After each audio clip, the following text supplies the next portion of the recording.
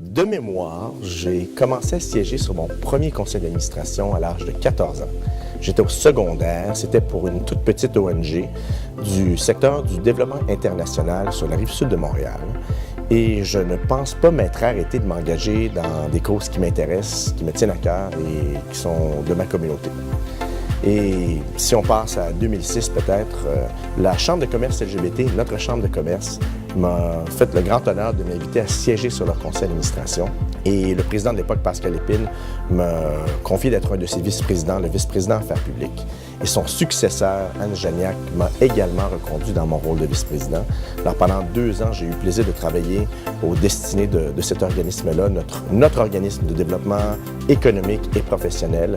Mon engagement s'est poursuivi ensuite en 2009-2010 où une communauté qui me tient énormément à cœur, la communauté juive québécoise, m'ont invité à donner un coup de main à leur organisme de la communauté LGBT, un organisme qui s'appelle GAVA, qui veut dire fierté en hébreu.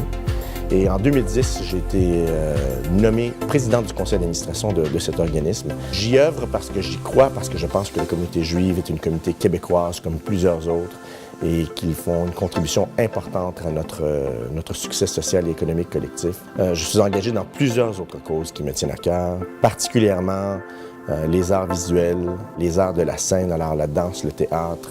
Je m'engage de mon temps et de mon énergie dans plusieurs de ces causes-là. Je suis extrêmement fier de faire partie de la communauté LGBTQ québécoise.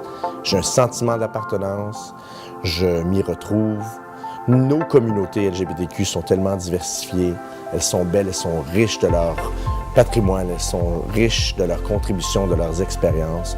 À titre d'ancien membre du conseil d'administration de la Chambre de commerce LGBT, je peux vous dire avec certitude que le rôle que la Chambre joue est extrêmement important afin de fortifier notre communauté d'affaires, afin de fortifier et coaliser notre effort de développement économique et professionnel, afin de s'assurer que nous nous appuyons les uns sur les autres pour créer des succès qui ne sont pas nécessairement uniquement individuels, mais qui sont collectifs.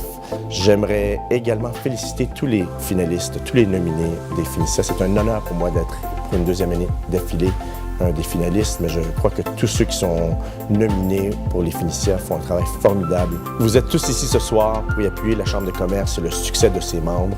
Je vous souhaite une formidable soirée. Meilleur des succès à tous.